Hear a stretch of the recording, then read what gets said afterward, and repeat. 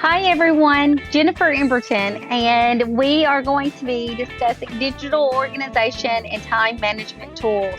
Now, very quickly before we get the session going, I want to point out that there is access to the slide deck by going to this bit.ly in the top right corner of our presentation. It is bit.ly/2U4SPARCC, all uppercase, and let's get started. Our three main things we're going to talk about. One, decluttering and organizing our digital files. Then we're going to move on to prioritizing tasks, front-loading strategically, and finally, time-saving Chrome extensions. Now, if any point in time I'm going through this a little bit too quickly for you to process, feel free to hit the pause. You can come back to this later, jot some notes down, free up some of that space, and then start again.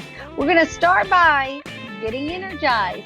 If you have had time to pull up that slide deck and you are following along, under Let's Energize, there is a link you can click for our opening activity. Feel free to take a moment, hit pause, go to that slide deck, and participate and energize with us.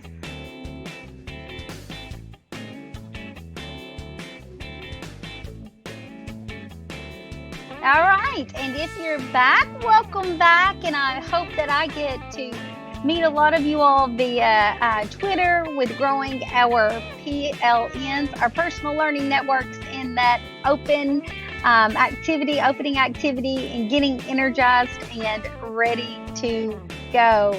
Now, I try to make all of my videos 10 minutes or less, so I will move through this quickly. There will be opportunities to interact virtually, just like what we've just done with this energizing opening activity. So let's get started.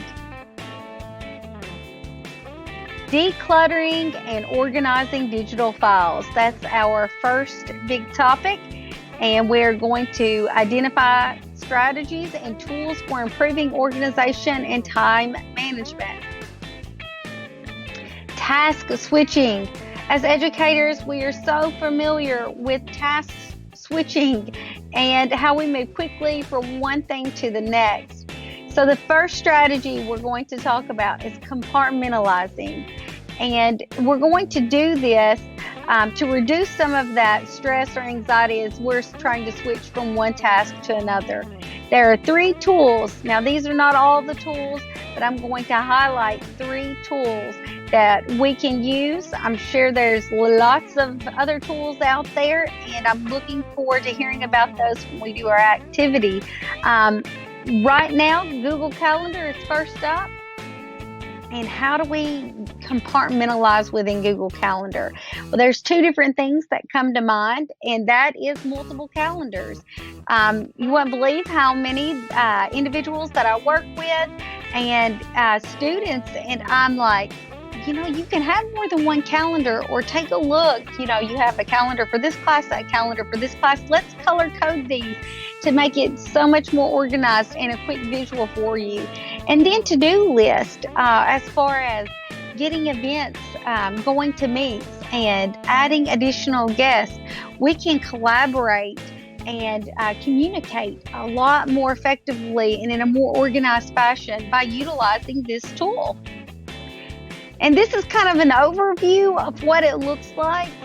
The multiple calendar view here with the color coding, so you can quickly see those different assignments and those different activities, and then just those to-dos.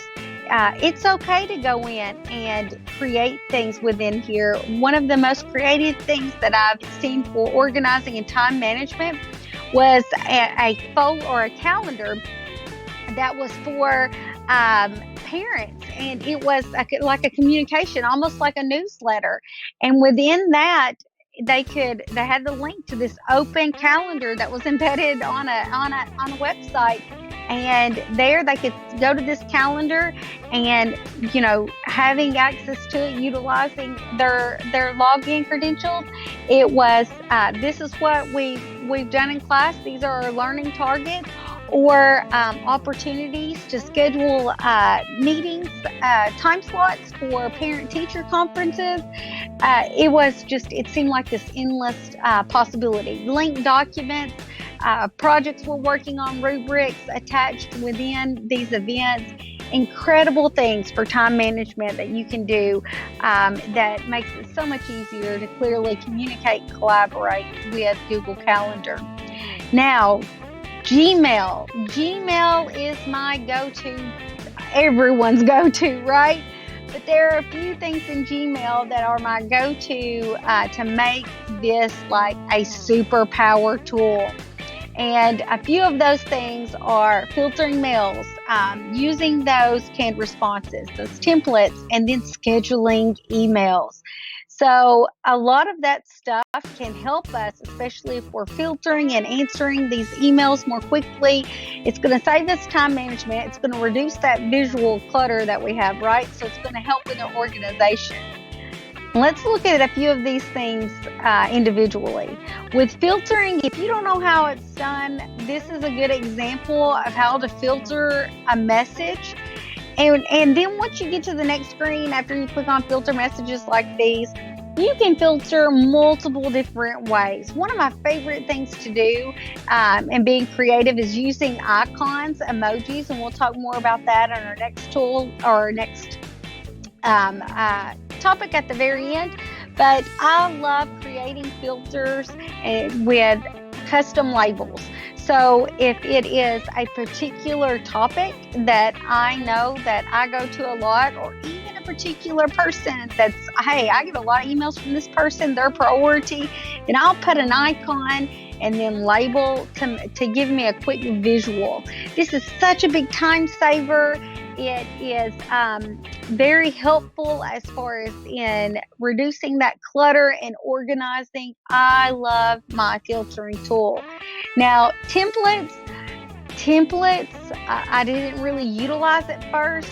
And then when I was working on building those really close personal relationships one-on-one, as I was going through coaching with teachers and even students, it was so easy to have a template that I could pull up that's already got that framework, that structure, that I can reply thoroughly and easily within Gmail. So it was more robust. It gave better feedback. Templates has helped me tremendously with growing those relationship pieces within my organization. And scheduling emails. I work all hours and sometimes odd hours. I get these ideas at odd hours, or maybe I'm working on a project on the weekend. Scheduling emails is wonderful because you can very quickly go in and schedule an email to be sent at the best time, the time that's best for your teachers or your students or your parents. I love that feature, so much a time saver. And Drive. Drive with my recents a lot, but when I'm creating my folders, I do color coding, I star documents, folders and subfolders are a must, and then emojis and my naming conventions. So let's go a little bit deeper with Drive and how I compartmentalize within this tool. So using that strategy of compartmentalizing, I'm going to start from the bottom of this slide deck and work my way up. So, and this is the process that I went through in real life with Drive. At first, everything was just kind of thrown into Drive, and I was swimming in information and documents. and trying to locate things. And of course, I'd use the search, but I quickly learned I needed these to be more organized with these folders and subfolders. So the first step I took in being more organized within my drive is naming conventions. I was very intentional with my naming of my folders and subfolders. So if it's something if in the classroom for a particular group for a particular year, then I would say 21-22 school year.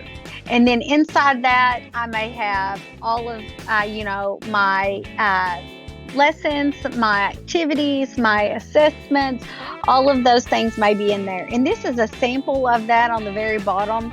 So in that school year folder, I had my unit alignment, summative, formative lessons, and then additional resources.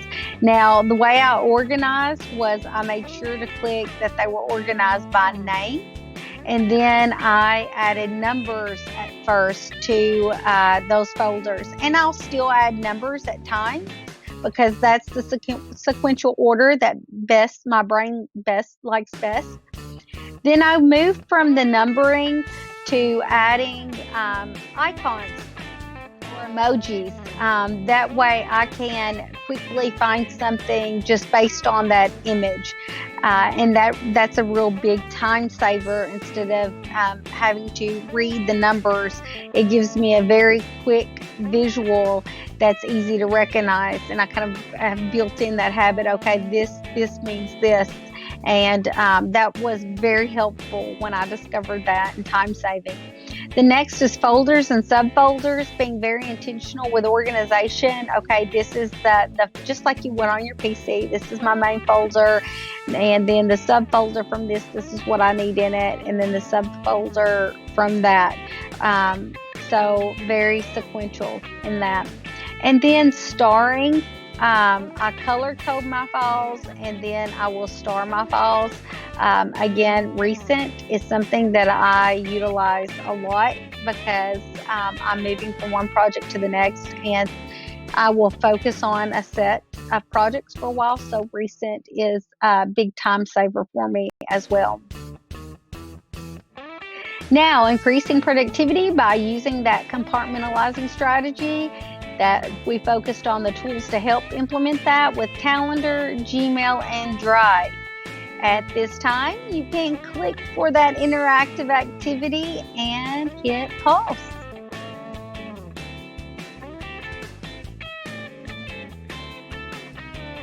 Welcome back. So I hope there's a lot going on with that slide deck and that Jamboard, and I can't wait to interact and see all of the responses as we're moving from quickly from one place to the next and learning from each other. Now we're going to move on with prioritizing tasks, front loading strategically. So we're just going to look at strategies and tools for prioritizing those tasks. Educators often say yes. So we're going to talk about prioritizing our yeses. And one well-known method is using the Eisenhower matrix for this. And if you don't know what the Eisenhower matrix is, I've included an image here. And it is just urgent, not urgent. First thing, okay, is this urgent? Is it not urgent? And then classifying, is this important or is it not important? And having that visual of it. The tools we're going to be highlighting for this, Google Keep and Gmail. So first, Google Keep. Within Google Keep, you can create labels, color code, pin, and even share these. So these are my labels. I actually have a couple more in addition to this, but for the purpose of this session, these are the labels that I use when I'm prioritizing my tasks. So urgent and important, urgent, not important, important, then not important, not urgent. And then I've color coded. So my urgent is red, and my urgent, not important is yellow, then important is green, and the not important, not urgent is purple. And what happens is, as I'm adding these to Google Keep and I am tagging with these tags and then color coding, I can quickly go and click on, okay, I want to see everything tagged as urgent and important. And then it shows me this beautiful list of things that I have tagged and selected in Google Keep. Gmail is the next thing, and I moved on quickly simply because Gmail is where I go a lot of times to create my Google Keep list. And that's because I'm reading an email and I have some type of activity or do that needs to be done associated with that email. So I'll click on my side menu and click on Google Keep, create new, and it will tag that Gmail message in with that Google Keep note. And then I'll go back at the end of the day task or beginning of the day task, and I will quickly prioritize that and highlight that, so it's very easily within my reach. Now, within Gmail itself, I find it helpful to do starred and to select different stars. I do my starred first by going into my settings, and then if you want to prioritize using the matrix with stars, you can select to do multiple stars. So here's that prioritization list with the stars. So we could say red is important, yellow is important, not urgent, and blue is not important, urgent, and so forth.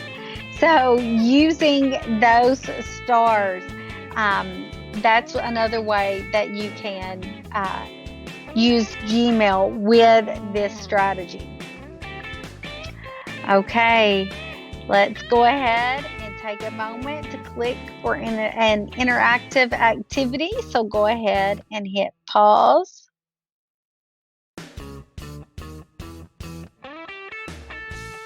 And welcome back. So we used a little bit of a matrix to really think about how we could use this Eisenhower matrix in helping us as educators in our practice.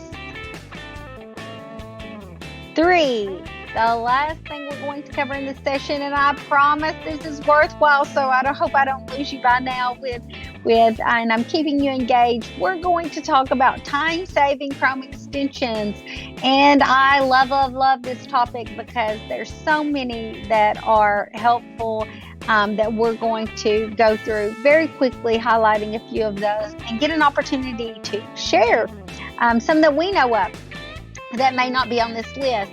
So every time I think about this, I think of having that personalized system of help. Like, how can I multiply me and put me in multiple places at once? So the blended or hybrid classroom, building that type of classroom using the exchange of time equation has never been easier. So we're going to talk about utilizing these Chrome extensions to increase those personalized options for our classroom to reduce that stress and increase that engagement. The tools we're talking about, actually, I don't believe Drive is on here, so that is an error. I'll have to go in and fix that. But we are going to talk about a QR code generator, Draftback, Emoji, Loom, and a tutorial builder, I believe, instead of Drive on this. Yes, tutorial builder. So all of these Chrome extensions are my go-to. I utilize these almost daily. The only one that I don't utilize daily is Draftback, and that's mainly on here for the literacy portion, working with students and teaching them the process whenever they go into a document and they're working on it, and then often we will watch their draft back to see how their thought process went. Now I'm skipping ahead. So let's talk about these one at a time. The tutorial builder. It is an extension that you can click on and quickly create a tutorial step by step, and then link that, send it, embed it on a how-to. QR code extension. Again, go to a site, you can quickly hit that QR code extension and it will provide a QR code for that site that you can very quickly copy and share out. Drive back, it plays revision history. So this is something really great for systems thinking, understanding process, and language arts. It was one of my go-tos, especially looking at students' writing process. And even when I taught social studies and computer science, Draft Back was helpful in all. And then there's Emoji Keyboard. This is probably utilized even more than any of the other extensions. And I use that with naming documents, naming bookmarks, and many other things. But you can quickly add emojis for nice visuals with this extension. And then Loom, which is what I'm recording on today. Loom is my go-to. They're really great for to educators. All of the creators of these tools are, but Loom is my go-to for quickly creating a video for students. Now, I bet you have lots of tools in your tool belt as well that are time savers, that maybe help us with either compartmentalizing or even that Eisenhower matrix. So feel free to go on and share any of those time-saving extensions that you have or that you utilize daily. This is the link. If you scan this QR code, then it will take you to our Padlet for you to share that. And if you would like to pause the video, go ahead and pause and scan that link and head on over to the Padlet. And welcome back. Hopefully you've shared lots of tools. And if you just continued watching the video, I put this slide in here, so hopefully you will go to the Padlet and you don't have to add, just take a look and check out what others have. And finally, in reviewing what all we've covered, we have decluttering and organizing digital files with compartmentalizing, prioritizing and front-loading using that Eisenhower matrix strategy, and then saving time by utilizing those Chrome extensions. And that's it. I do ask for your feedback, and if you have any questions, please feel free to reach out. Thank you all for watching.